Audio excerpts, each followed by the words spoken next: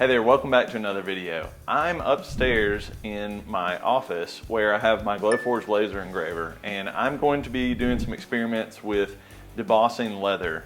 I have a project for another video that I'm doing that I want to put my logo actually stamped into some leather. So I'm going to do some different experiments. I'm going to cut some acrylic on the Glowforge and see if I can do the stamping with the acrylic. So let's get going. All right, I'm here at the Glowforge. I've got it fired up. I'm gonna put a scrap piece of just white acrylic that I have left over from some other stuff. You can see all the shapes I've already cut out of it.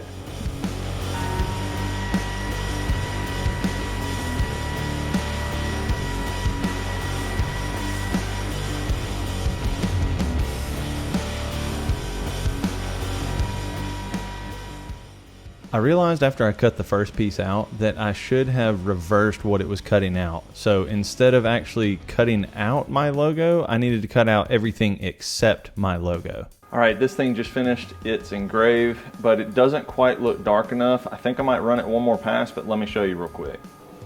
You see how it just does not quite look deep enough to be able to impress in leather. So as long as I don't move it, I should be able to run it one more time.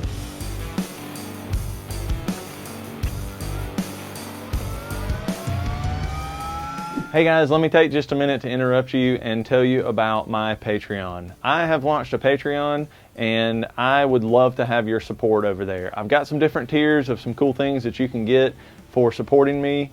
It will help me keep making videos like this, and I really appreciate it. If you want to check that out, it's patreon.com/Bruce A. Ulrich. Head over there, I'll leave a link below. Let's get back to the project. I've got my acrylic pieces, but I'm thinking that may be too big for what I'm doing. So I went back and did a smaller one. Now I'm just going to remove the masking from here, use a bit of Gorilla Tape to get all of that off of here. And we'll see if this is actually deep enough to make an impression in the leather.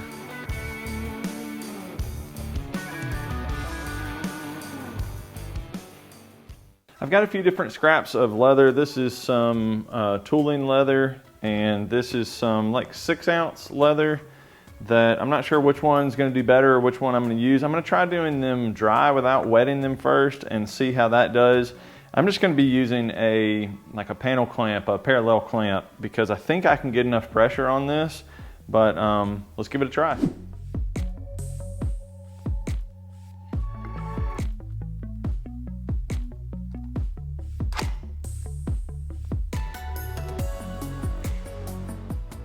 That didn't do nearly as much as I would have liked. I don't know if it's a shortcoming of the actual template here, if maybe this isn't deep enough to give enough of a groove, or if wetting it will help. So I'm gonna try wetting the leather next. I just tried it on this other type of leather and it seems to have worked much better.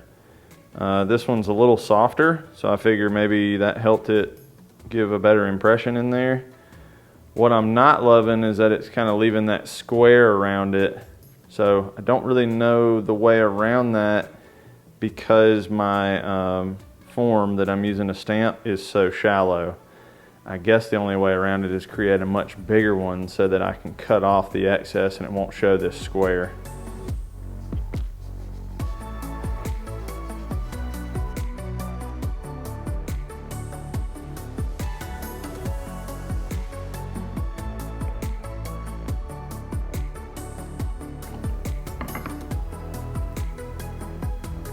Oh wow, that worked a lot better.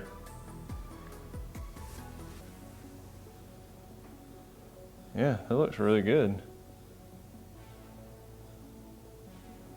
Clarity's not quite what I hoped it would be, because with the laser having to hit it so many times, it kind of degraded these little lines here. It kind of just disintegrated some of the little lines on the acrylic. Still looks pretty darn cool though.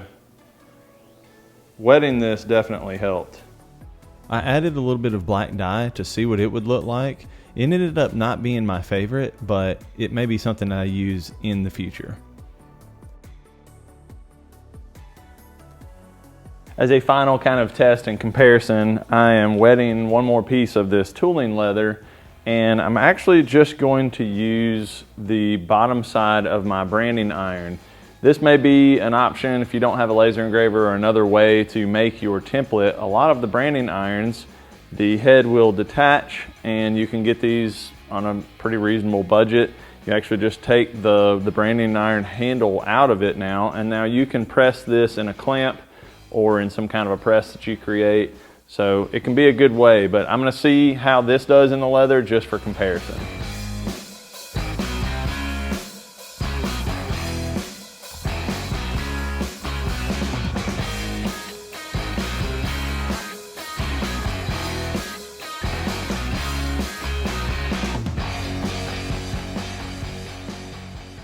Thanks so much for coming along on this experiment with me. I wanted to just do a bunch of tests and see if I could get some really good impressions in leather by laser engraving a press out of acrylic.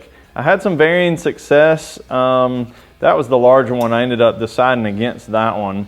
The first one I did was out of 1/8 inch acrylic, and it was just not engraved deep enough because when I would press it, it would end up leaving that square line all the way around the piece.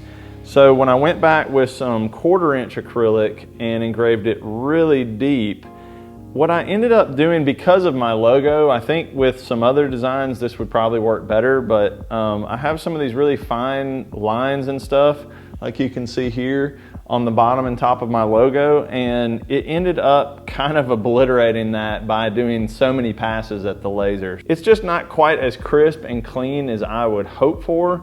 I've read that Delrin, which is another type of plastic that's a little bit harder, actually works better for this type of thing. But in a softer leather like this, the deeper one worked pretty well. I got a pretty nice press on that. This really thick tooling leather did a lot better once I wet it and then pressed it into it.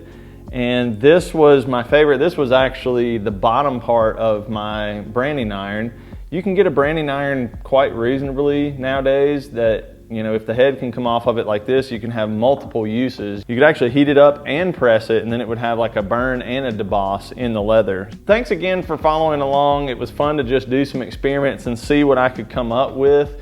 If you have any questions, leave them below. Let me know if you have anything else that you want to see me do on the laser. I have a referral code down in the description below. If you're thinking about getting a Glowforge, definitely use my code. It'll save you some money. If you want to see the reason I was doing some of these leather experiments, it's actually for the upgrades I'm doing on this workbench. I'll leave a link below to that video, so definitely go check it out. Thanks so much. I'll see you next time.